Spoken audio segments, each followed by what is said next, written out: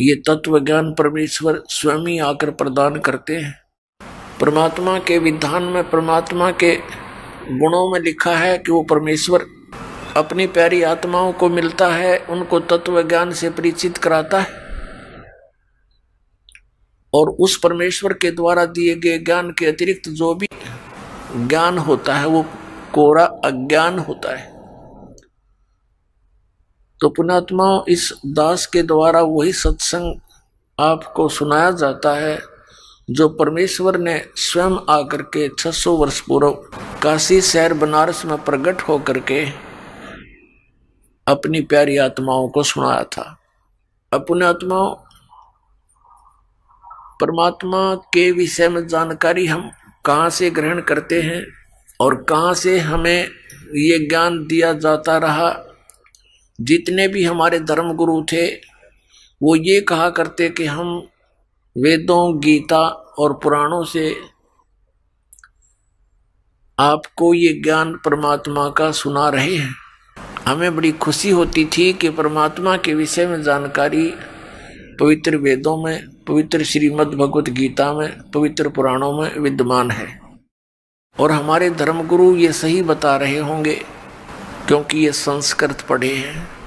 परमात्मा 600 वर्ष पहले आए थे, उसमें ये कहा करते थे परमात्मा कि ये गुरु जो हैं ये झूठे हैं, ये तुम्हारे धर्मगुरु तुम्हारे सदग्रंथों से भी परिचित नहीं है।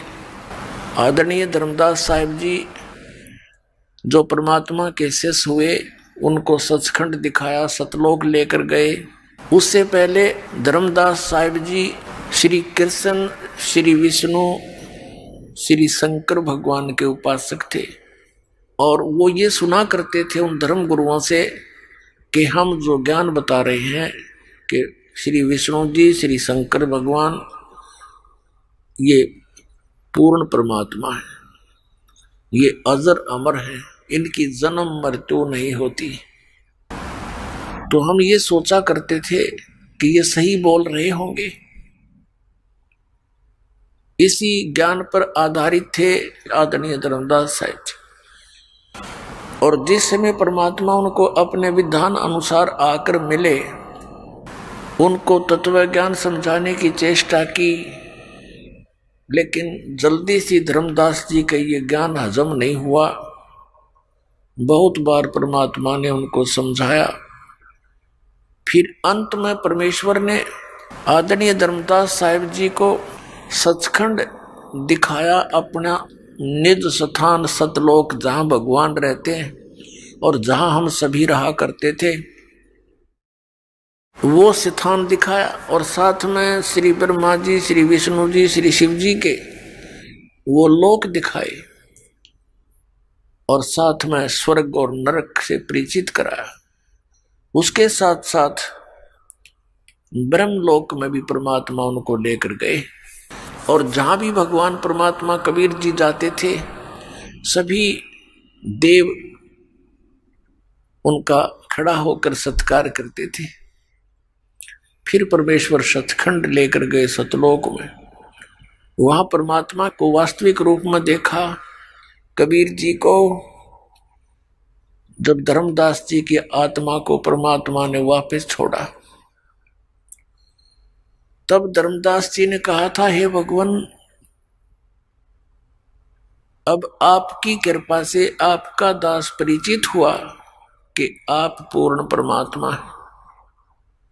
हे भगवान, ये श्री ब्रह्मा, श्री विष्णु, श्री शिव जी ये तो हमारे जैसे ही जीव हैं, इनकी जन्म मृत्यु होती है। उन्होंने स्वयं स्वीकारा भगवान के सामने। तो इससे सिद्ध हुआ है कि हे परमात्मा, ये वेद और ये जितने भी सदग्रंथ हैं, ये कतेब हैं यानी पुराण हैं, ये सब झूठे हैं, क्योंकि हमारे धर्म गुरु ये कहते हैं कि पुराणों में लिखा है ब्रह्मा विष्णु महेश की कोई माता पिता नहीं, ये अजर व अमर है, सर्वेश्वर हैं, महेश्वर हैं। ये हमें बताते हैं कि वेदों में लिखा है कि ब्रह्मा विष्णु महेश ही समर्थ शक्ति है और दुर्गा की पूजा करनी चाहिए। ये हमें बताते हैं कि वेदों में लिखा है एकादशी का व्रत करना चाहिए। हे भगवान, इससे सिद्ध है कि परमात्मा तो आप हो, ब्रह्मा विष्णु महेश तो नासवान है। तो इससे ये सिद्ध हुआ कि ये वेद और कतेब यानी ये सब धार्मिक पुस्तकें ये झूठी हैं। परमेश्वर कबीर देव जी ने कहा कि नहीं, ऐसा नहीं है, ये वेद कतेब झूठे डिबाई, और झूठे हैं जो समझे ना ही। झूठे तो ये तुम्हारे धर्मगुरु आचार्य, ये शंकराचार्य, ये झूठे हैं जो वेदों और पुराणों को समझा नहीं। ये परमात्मा को निराकार बताते हैं, वेद परमात्मा को साकार बताते हैं। ये श्री विष्णु से ऊपर कोई भगवान मानते नहीं, इनको अजरो अमर मानते हैं। रजगुण ब्रह्मा, सतगुण विष्णु, तमगुण शिव जी को समर्थ शक्ति मानते हैं। इन्हीं की राम और श्री कृष्ण की पूजा करते और करवाते हैं, जबकि इनके जीवनी में लिखा है कि ये नासवान है। और पुराणों में भी ऐसा ही लिखा है धर्मदास। तो पुण्यात्माओं, आपको थोड़ा सा वेदों से परिचित कराते हैं। पुण्यात्माओं, ये दया करी परमेश्वर ने, आज ये वेद और गीता और पुराण हमारे लिए प्रथम कक्षा की बुक होगी, नहीं हमारे लिए पाठ बना हुआ था। पता नहीं वेदों में क्या लिखा है। गीता जी को हम समझ नहीं सके क्योंकि इन्होंने अनुवाद गलत कर दिए, और पुराणों के रहस्य को ये नहीं समझ सके, ना समझा सके। इस दास पर बेर करी परमेश्वर कबीर साहब ने, और ये सर्व ज्ञान आपके समक्ष परमाणु सहित दास ने रूबरू करा दिया। अब परमात्मा के गुण वेदों में लिखे हैं, वो परमात्मा क्या लीला करते हैं। वेद बताते हैं कि परमात्मा ऊपर तीसरे मुक्ति धाम में रहता है, वहां से गति करके यानी स्पीड से चलकर, बिजली जैसी गति से, विद्युत जैसी गति से चलकर आता है, और यहाँ अच्छी आत्माओं को, दृढ़ भक्तों को मिलते हैं। उनको तत्व ज्ञान से परिचित कराते हैं, उनको उपदेश देते हैं, और वो कवि की तरह आचरण करते हैं।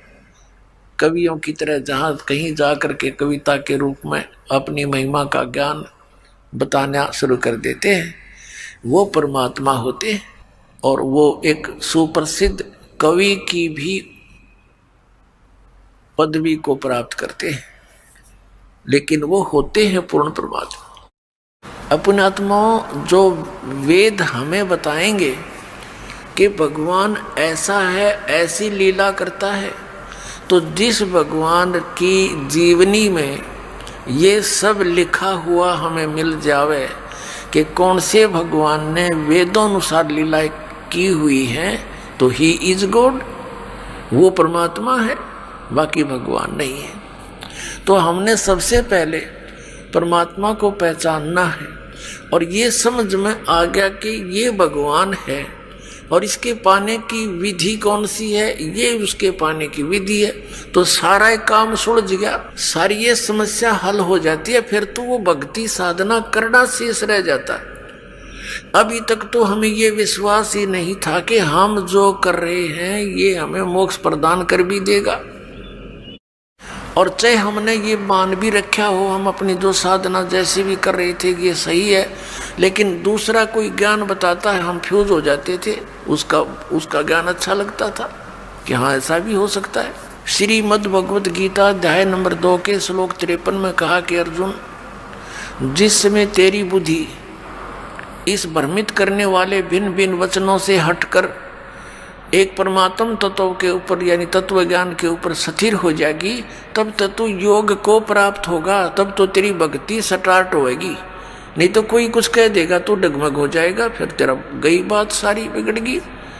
तो पुण्यात्मा, इस दास का उद्देश्य है आप जी को निरसंशय कर दूं और आपके मन में कोई शंका ना रहे, तब आप इस भक्ति रूपी सफर पर निसंकोच चल पड़ोगे, और जितने कदम रखोगे अपने मालिक की ओर होंगे, क्योंकि वो मार्ग है, कुमार्ग नहीं, वो सुमार्ग है। वो मंजिल की ओर जा रहे हो आप, और मंजिल की दूसरी दिशा में चाहे कितनी स्पीड से जा रहा हो, उसकी वो यात्रा व्यर्थ होती है। तो ये भक्ति का मार्ग है। जब तक हमें ये मार्ग समझ में नहीं आएगा, उस पर चल भी रहे होंगे तो भी हम, अगर दिशा ठीक नहीं होगी तो व्यर्थ होगा। पुण्यात्माओं, ये वर्तमान में जो शुभ समागम चल रहा है, ये किस उपलक्ष्य में है? ज्येष्ठ सुदी पूर्णमासी। ये वो शुभ दिन है जिस दिन परमात्मा अपनी लीला अनुसार, अपने गुणों अनुसार, अपने निज धाम सतलोक से चलकर आए और लहर तारा तालाब के अंदर विकसित कमल के फूलों पर एक शिशु रूप धारण करके विराजमान हुए थे, बनारस के अंदर, काशी के अंदर।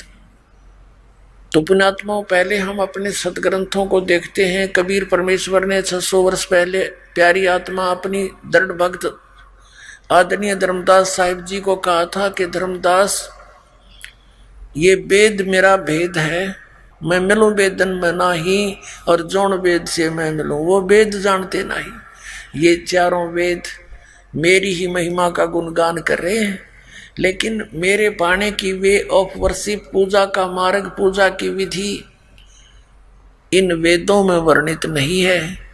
वो तो अलग से सूक्ष्म वेद में परमात्मा ने स्वयं आकर वर्णित किया अपने मुखारविंद से, उस वेद में है यो ज्ञान। तो कहा कि जौन वेद से मैं मिलूं, जिस वेद से मैं मिलूं, ये वेद जानते नहीं। अब वेद मेरा भेद है। पुण्यात्माओं, ये कोई छोटी बात नहीं।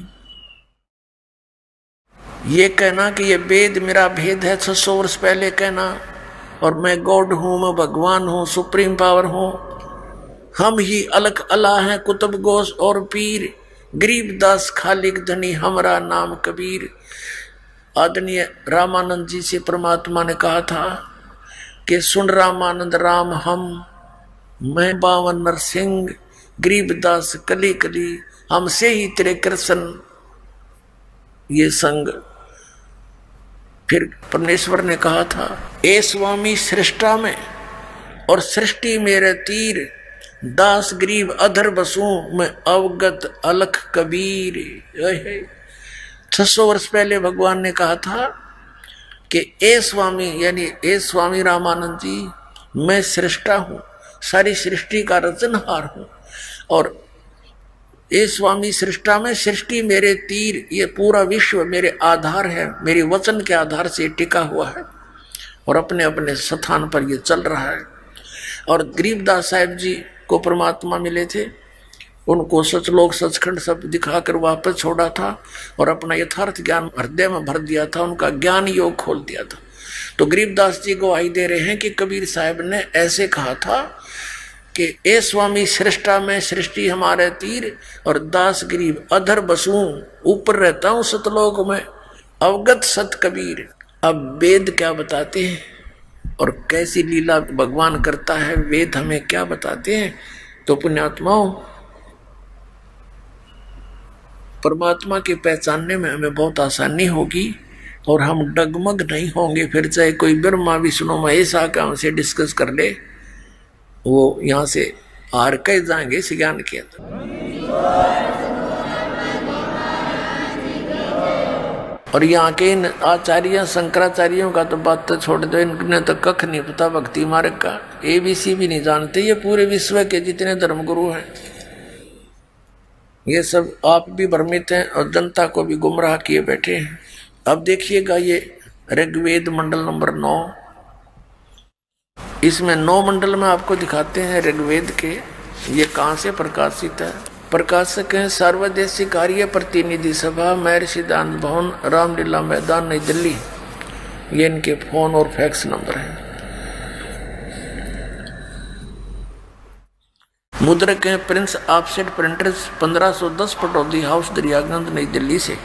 वो परमात्मा कैसी लीला करते हैं देखिएगा। ऋग्वेद मंडल नंबर 9 सूक्त 86 का मंत्र नंबर 26 में क्या बताया है कि यज्ञ करने वाले यजमानों के लिए यज्ञ करने वाले यजमानों के लिए परमात्मा, यज्ञ माने धार्मिक अनुष्ठान यानी भक्ति करने वाले, यजमान माने भक्त, भक्तों के लिए परमात्मा सब रास्तों को सुगम करता हुआ उनके विघ्नों का मर्दन करता है, नाश करता है और उनको पवित्र करता हुआ, भक्तों को पवित्र करता हुआ और अपने रूप को सरल करता हुआ, वह कांति में परमात्मा। इन्होंने इस शब्द कबीर, ये क्या लिखा यहां देखो मूल संस्कृत में, कबीर अतो, ये कबीर अतो, हम इसको बै बोलते हैं, वै को कबीर, हम कबीर बोलते हैं, ये इसमें कबीर लिखते हैं। जैसे हम वेदों को वेद बोलते हैं, जैसे हम वेदों को वेद बोलते हैं अपनी लोकल लैंग्वेज में, इसी प्रकार हम कबीर को कबीर बोलते हैं। तो यहाँ इन्होंने क्या किया है देखिएगा, फिर ऋग्वेद मंडल नंबर 9 सूक्त 86 मंत्र हम 26 पढ़ रहे हैं। तो इन्होंने क्या कर दिया कि अपने रूप को सरल करता हुआ वह कांति में परमात्मा, इन्होंने ये कवि शब्द, कबीर कवि ही करके अपसर्ग लगा के इसका अर्थ कर दिया सर्वज्ञ। या लिखना था कबीर देव लिख देते, ये कबीर देव। अब कैसे लिखना चाहिए था उन्होंने, ये देखो ऋग्वेद मंडल नंबर 9 और सूक्त 20 का मंत्र नंबर 1 है, ये लिखा कि वो कबीर देव, ये देखिएगा, ये कबीर देव वितय, कबीर देव वितय आयो, तो ये कबीर देव लिखना था, कबीर देव, कबीर साहब, देव मन परमेश्वर। अब इस कंसेप्ट को हम क्लियर करेंगे पहले यजुर्वेद से। एक पवित्र बुक है यजुर्वेद और इसके ऊपर ये र लगा हुआ है, इस र को हटाकर यहाँ अपसर्ग लगा दिए जाएं तो भी ये यजुर्वेद का ही बोध कराएगा। जहां भी ये अक्षर लिखा होगा वहां पर भी ये यजु लिखा होगा तो भी यजुर्वेद ही लिखना पड़ेगा, बताना पड़ेगा। ये यजुर्वेद के विषय में इसकी परिभाषा है, उसकी डेफिनेशन है, देखिए डिस्क्रिप्शन है। ये महर्षि दानव सरस्वती द्वारा ही इसका अनुवाद है।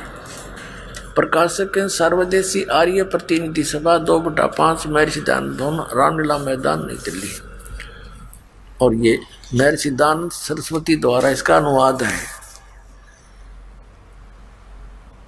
मुद्रक है Prince of set printers, 1510 Pataudi house, Daryaganj, नई दिल्ली से। हम इसके 36वें अध्याय में आते हैं। ये देखिएगा, ये यजुर्वेद का 63 यानी 36वां अध्याय है। इसके प्रथम मंत्र में और ये लिखा कि ऋचम वाचम परपदे मनो यजु, ये यजु शब्द लिखा है, यजु। अब इसका अनुवाद इसने ठीक किया, यहाँ पर अर्थ ठीक करा इस यजु का। इस यजु का अर्थ यजुर्वेद लिखा, ये बिल्कुल सही लिखा। यदि यजुर्वेद ना लिखकर इस शब्द का अर्थ कर दिया जाता तो ये अनुवाद व्यर्थ हो जाता, क्योंकि यजुर्वेद की महिमा इस मंत्र में कही गई है। और यजुर्वेद ना लिख के और यजु का कोई और अर्थ कर दे ऊट पटांग, तो कैसे समझेंगे ये किसकी महिमा है। तो यहाँ इसने इस यजु को यजुर्वेद लिखना पड़ा कि यजुर्वेद पुस्तक के विषय में है, जबकि यहाँ केवल यजु ही शब्द है। तो पुण्यात्माओं, ठीक इसी प्रकार हमने इन वेदों में कवि जहाँ लिखा है, कवि जैसे ये कवि कहते हैं, हमने प्रसंगवश उसको कबीर देव कहना पड़ेगा। जहाँ परमात्मा की महिमा चल रही है तो वहाँ कवि का अर्थ कबीर देव समझना पड़ेगा। और जहाँ पर कहीं कोई काव्यकार की महिमा है तो वहाँ वो काव्यकार ही लिखा जा सकता है, अन्यथा कवि का अर्थ सर्वज्ञ आदि नहीं कर सकते, क्योंकि कोई कवि सर्वज्ञ नहीं होता। ये देखिएगा फिर से, अब हमने यजुर्वेद रख दिया है, ऋग्वेद उठा लिया है। जिसमें हम ये प्रूव करना चाह रहे हैं कि परमात्मा कैसी लीलाएं करते हैं। ये वही ऋग्वेद है, इसके प्रकाशक आपने देख लिए, मुद्रक ये वही है। अब हम आते हैं ऋग्वेद मंडल नंबर 9 सूक्त 86 के मंत्र 26 में। अब आसानी से समझ में आओगा, इन्हीं का अनुवाद है ये आर्य समाज के आचार्यों का। यज्ञ करने वाले यजमानों के लिए परमात्मा, यानी धार्मिक अनुष्ठान करने वाले भक्तों के लिए परमात्मा सब रास्तों को सुगम करता हुआ उनके विघ्नों को मर्दन करता है, उनके संकटों का नाश करता है और उनको यानी भक्तों को पवित्र करता हुआ और अपने रूप को सरल करता हुआ। पुण्यात्मा, सतलोक के अंदर परमात्मा सह शरीर है, मनुष्य जैसा उनका शरीर है। वो लोक भी तेजों में है और परमात्मा का अपना मनुष्य जैसा शरीर जो है वो भी तेजों में है। उनके एक रोम में, रोम माने वैसे तो बाल बोलते हैं, लेकिन एक रोम कूप में इतनी शोभा है, इतना नूर है, करोड़ सूर्य करोड़ चंद्रमा मिलाते और दोनों की मिली जुली रोशनी भी परमात्मा के एक रोमकूप के सामने, उस रोशनी के सामने फीकी। यदि वो परमात्मा उस तेजों में शरीर सहित यहाँ आ जावे तो हम नहीं देख सकते, हमारी आंखें बंद हो जाएं, ये चरम दृष्टि नहीं देख सकती। इसलिए वो अपने रूप को सरल करता हुआ, यानी बिल्कुल समेट के अपने सारे प्रकाश को और सरल करके हल्का तेज पुंज का रूप बना के वो आकर हमें मिलता है। ये देखिएगा, हम ये पढ़ रहे हैं ऋग्वेद मंडल नंबर 9 सूक्त 86 मंत्र 26 को। अपने रूप को सरल करता हुआ वह कांति में परमात्मा कबीर देव लिखना था, यहाँ कबीर देव विद्युत के समान क्रीड़ा करता हुआ, यानी बिजली जैसी गति से वर्णीय पुरुष को यानी अच्छी आत्मा को प्राप्त होता है, मिलता है। अब देखना ऋग्वेद मंडल नंबर 9 सूक्त 86 का मंत्र 27 है।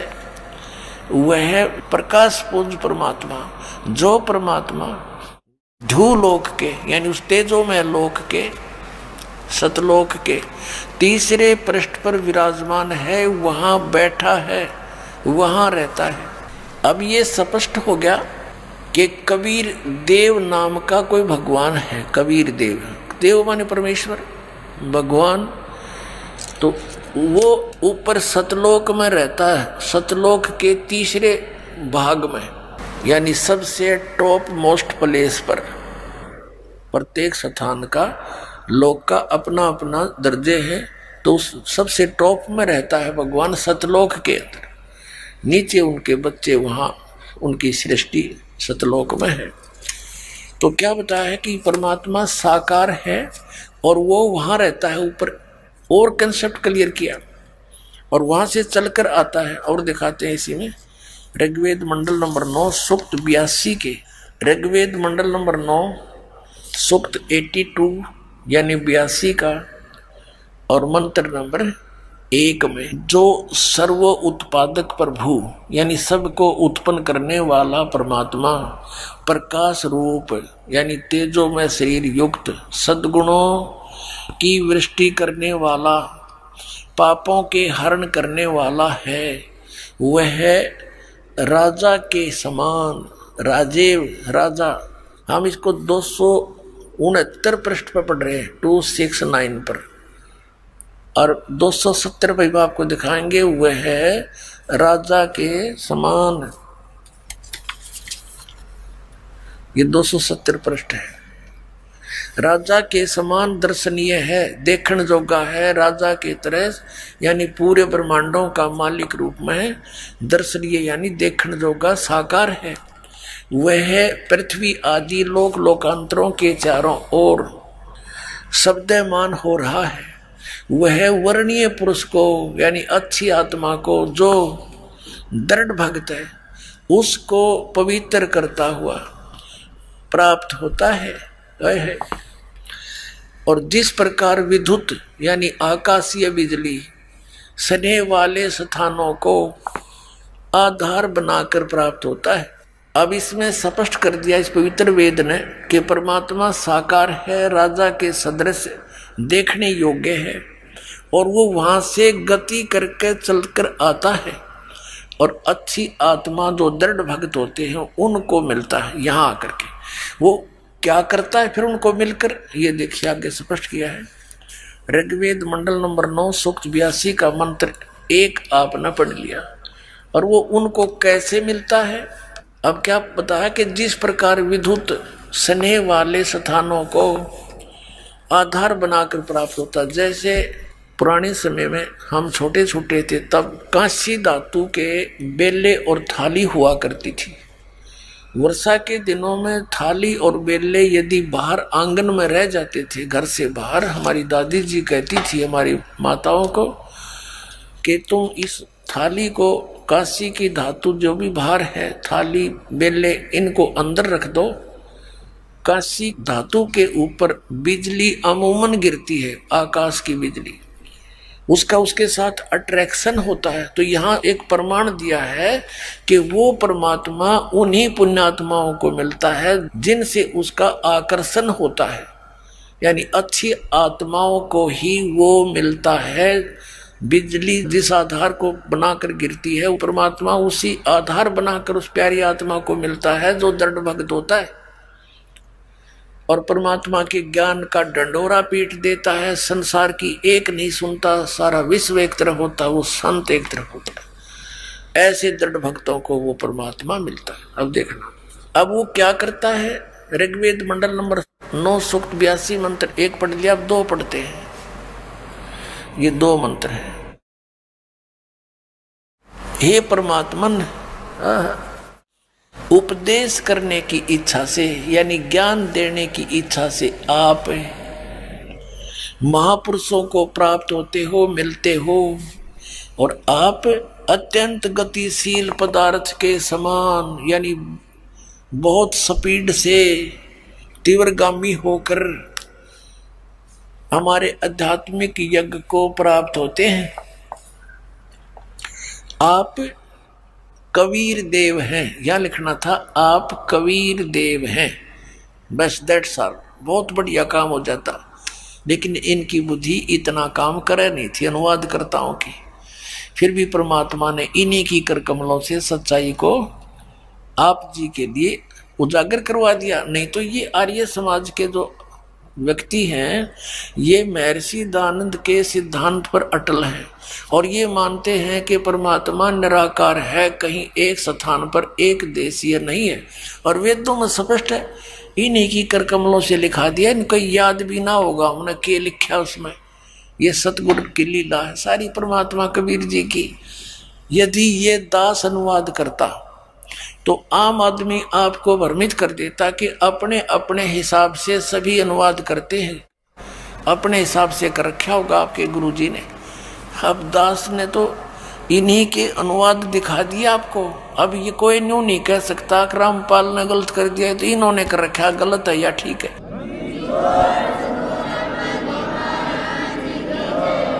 लेकिन ये सच्चाई है। परमात्मा के 100 प्रमाण देंगे कि वो परमात्मा सतलोक में है, मनुष्य दृश्य शरीर है, और वहां से चलकर आता, उसका नाम कबीर है। जिन महापुरुषों को परमात्मा मिले उनके एफिडेविट दिखाएगा दास आपको कि उन्होंने अपनी अमृतवाणी में लिख कर गए हैं कि कबीर इस गौड़ धारणक रूप रहा करतार, अनंत कोट ब्रह्मांड का एक रति निभार, सतगुरु पुरुष कबीर हैं ये कुल के सृजनहार। अब देखिएगा, हम पढ़ रहे हैं यहाँ पर ऋग्वेद मंडल नंबर 9 सूक्त 82 का मंत्र 2। इसमें हमने पढ़ लिया कि हे परमात्मन, उपदेश करने की इच्छा से यानी ज्ञान देने की इच्छा से आप महापुरुषों को प्राप्त होते हो, और आप अत्यंत गतिशील पदार्थ के समान यानी बिजली जैसी गति से हमारे आध्यात्मिक यज्ञ को प्राप्त होते हैं। आप कबीर देव हैं, आप कबीर परमात्मा हैं, यह लिखना था कबीर देव है, शुद्ध स्वरूप है, हमारे पापों को दूर करके हे अमर परमात्मा, सो माने हे शीतल अमर परमात्मा, आप हमको सुख दें। अब पुण्यात्मा और थोड़ा सा क्लियर करते हैं। आज का जो प्रसंग चल रहा है कि वो परमात्मा 3 प्रकार से हमारे कल्याण के लिए 3 प्रकार के शरीर की स्थिति में हमारा धारण पोषण करता है। एक रूपों सचखंड यानी सतलोक में, अलखलोक में, अगम लोक में और अकय लोक में स्वयं यही कबीर देव परमात्मा अपने अन्य रूप बनाकर वहां विराजमान है। और सतलोक से हम लेंगे सारी क्रियाएं। सतलोक के अंदर ये परमात्मा एक बहुत तेजोमय शरीर में और एक बहुत बड़े गुम्बज के अंदर, बहुत बड़ा गुम्बज है, सफेद गुम्बज है और बहुत बड़ा सुंदर सिंहासन है, सफेद ही सिंहासन है, ऊपर मुकुट है मालिक के सिर पर। और वहां वो परमात्मा उस ओरिजिनल शरीर जो उनका तेजों में है उसमें विराजमान है। और जब वो परमात्मा यहाँ आते हैं अपना अन्य रूप बनाते हैं, एक सिद्धि बहुचोले धार है, एक सिद्धि बहुरूप बना सकती है। जैसे यहाँ बहुत सी संत भी ऐसी लीलाएं कर देती थी, परमात्मा के लिए तो फिर बात है कुछ को नहीं।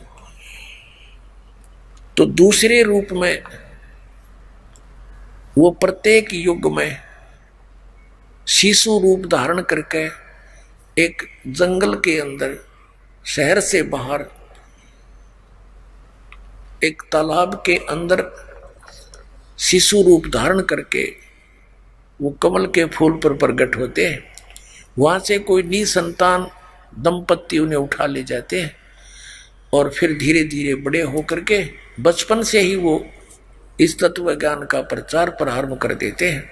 ये दूसरी सती थी उनकी। और तीसरी सती थी वो क्या करते हैं कि जब चाहे सतलोक से 1 सेकंड के कुछ ही हिस्से में, फ्रिक्शन ऑफ सेकंड बोलते हैं, वो सतलोक से यहाँ आ जाते हैं, प्यारी आत्माओं को मिलते हैं, उनको ज्ञान समझाते हैं, अपना वहाँ दर्शन कराते हैं, फिर उनको अपना गवाह बनाकर छोड़ देते हैं। उन महापुरुषों ने भी फिर वही ज्ञान बताया जो हमारे वेद बताते हैं।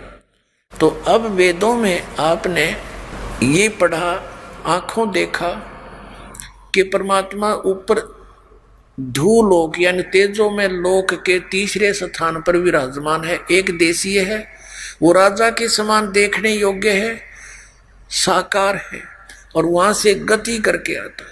प्यारी आत्माओं को, अच्छी आत्माओं को, दृढ़ भक्तों को मिलता है, उनको उपदेश देता है, ज्ञान देता है। अब आगे और प्रमाण देते हैं। अब वर्तमान का ये सत्संग चल रहा है, ये उस शुभ दिन के उपलक्ष्य में है जिस दिन परमात्मा अपनी दूसरी सतिथि के अंदर हमारी संभाल करने के लिए सतलोक से चलकर आए, शिशु रूप धारण किया, लहर तारा तालाब के अंदर कमल के फूल पर परमात्मा आकर विराजमान हुए। आज सुबह के सत्संग में भी आपको ज्ञान सुनाया था। अब फिर पुनः एक बार, क्योंकि आज का ये सत्संग उद्देश्य यही रखता है कि परमेश्वर की उस सतिथि को स्पष्ट किया जाए जो अब तक समाज के अंदर भ्रम फैला हुआ था। कोई कुछ कहा करता, कोई कुछ कहा करता कि वो ऐसे जन्मे थे, कोई ऐसा कहता था, कोई कुछ कहता था, लेकिन सच्चाई से बहुत दूर थी। वो लोक वेद था, दंत कथाएं थी। पुण्यात्माओं, विक्रमी संवत 1455 ज्येष्ठ सुदी पूर्णमासी का वो शुभ दिन, जिस दिन परमात्मा सतलोक से चलकर उस तीसरे उस धूलोक से गति करके यहाँ आए, एक शिशु रूप धारण किया। लहर तारा तालाब काशी शहर के अंदर, यानी काशी शहर से लगभग 4 किलोमीटर की दूरी पर लहर तारा तालाब उस समय, अब तो वो शहर के अंदर ही हो गया है वो स्थान, अब तो वो शहर के चारों तरफ से घिर गया है आबादी से। उस समय सन 1398 में वो शहर से लगभग 4 किलोमीटर की दूरी पर था। और तालाब कैसे बना हुआ था कि गंगा दरिया का जल वर्षा के दिनों में जो फुल स्विम पर उन दिनों दरियाएं चलती हैं, तो लहरों के द्वारा वो पानी घाटों पर से उछलकर, जहाँ गौ घाट होते थे उन पर से उछलकर एक बहुत बड़े सरोवर का, तालाब का रूप धारण किए हुए था। तो उसमें विकसित कमल के फूल के ऊपर परमात्मा सतलोक से चलकर आए। ऊपर से एक तेज का गोला सा आया। उसके प्रत्यक्ष दृष्टा कौन थे? एक अष्टानंद नाम के ऋषि थे, जो आदरणीय स्वामी रामानंद जी के शिष्य थे। और अष्टानंद जी ने क्या देखा? अष्टानंद जी प्रतिदिन उस लहर तारा तालाब के ऊपर स्नान करके कुछ देर अपने गुरुदेव द्वारा बताई गई साधना का अभ्यास करते थे, भजन सिमरन करते थे। उस दिन भी वो बकत से गए हुए थे। प्रतिदिन ब्रह्म मुहूर्त में जाते थे। ब्रह्म मुहूर्त होता है सूर्य उदय होने से 1.5 घंटा पहले। ऋषि अष्टानंद जी उस लहर तारा तालाब में स्नान करके अपनी साधना करने के लिए बैठे थे। क्या देखा कि आकाश से एक बहुत तेजों में प्रकाश का गोला सा आया। उसने देखा तो क्या देखा कि बहुत तेज प्रकाश है। आंखें बंद होगी अष्टानंद ऋषि की। आंखें बंद होने पर उसने क्या देखा? एक शिशु बालक का रूप दिखाई दिया। फिर दोबारा आंख खोल कर देखा तो उस प्रकाश के कारण पूरा सरोवर जगमगा गया था। और वो प्रकाश एक कोने में जाकर सिमट गया, यानी परमात्मा अंधेरे में जाकर लेट गए बालक रूप धारण करके। अब अष्टानंद ऋषि ने सोचा कि अपने गुरुजी से पूछूंगा, स्वामी रामानंद जी से, कि आज मैंने जो ये प्रकाश देखा और इस प्रकाश के अंदर शिशु बालक देखा, ये मेरी भक्ति की उपलब्धि है या कोई मेरा भ्रम है? अपनात्मा, जैसे हम सूर्य की तरफ देखते हैं नंगी आंखों से,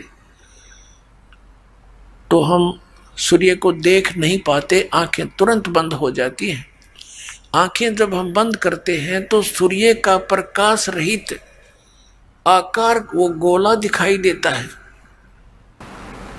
ऐसे ही जब अष्टानंद जी की आंखें बंद हुई, परमात्मा के उस तेज को सहन नहीं कर सका, तो आंखें जब बंद हुई तो उस प्रकाश रहित जो आकार देखा वो शिशु बालक का रूप था। अब अष्टानंद जी ने जाकर आदरणीय स्वामी रामानंद जी अपने गुरुदेव जी से कहा, सब प्रसंग बताया और कहा कि हे गुरुदेव, आज मैंने ऐसे ऐसे साधना काल में आकाश से एक प्रकाश आता हुआ दिखाई दिया। जब मेरी आंखों से सहन नहीं हुआ तो आंखें बंद हुई, तो भगवान आंखों में अंदर एक शिशु का रूप दिखाई दिया। कुछ देर के बाद मैंने क्या देखा कि लहर तारा तालाब के एक कोने में वो दोबारा मुझे दिखाई कुछ नहीं दिया, अंधेरा था भगवान। तो आपसे जानना चाहता हूं ये क्या था मालिक? स्वामी जी ने कहा, बेटा, जब ऊपर से अवतार लोग आते हैं ऐसे तारे से टूटा करते हैं, और वो यहाँ आकर किसी माँ के गर्भ में आएगा, कोई ऊपर से अवतार यानी कोई गण आए हैं और वो अपना कोई लीला करने आए हैं यहाँ पर। अब जैसा भी उसने ज्ञान था, स्वामी रामानंद जी ने अपने शिष्य की शंका का समाधान कर दिया। और गुरु जी जो शंका का समाधान करते हैं, शिष्य को शिरोधार्य होता है। वो तो बात वहां फिनिश होगी, समाप्त हुई। उधर से आपको बताते हैं कि ये डीरू नीमा कौन थे? जो जुलाहे थे। सतयुग के अंदर परमात्मा सत्सुकृत नाम से आए थे, त्रेता में मुनिंदर नाम से आए थे, द्वापर में करुणा में नाम से आए थे। इसी प्रकार लीला करते हैं जो उनके गुणों में लिखी हुई है। द्वापर में जब परमात्मा आए थे तो करुणा में नाम से जब आए थे, सुदर्शन नाम के एक वाल्मीकि उनका शिष्य हुआ था, और सुदर्शन वाल्मीकि ने पांडवों की यज्ञ संपूर्ण की थी, जो श्री कृष्ण जी से नहीं हुई और ब्रह्मा विष्णु महेश से हुई नहीं, और 33 करोड़ देवता, 88,000 ऋषि, 12 करोड़ ब्राह्मणों से भी जो काम नहीं बना था, इस परमात्मा के भक्त सुदर्शन ने वो यज्ञ सफल करी थी। सुदर्शन जी के माता पिता ने परमात्मा कबीर जी यानी करुणामय जी के ज्ञान को स्वीकार नहीं किया था और वो मृत्यु को प्राप्त हो गए थे।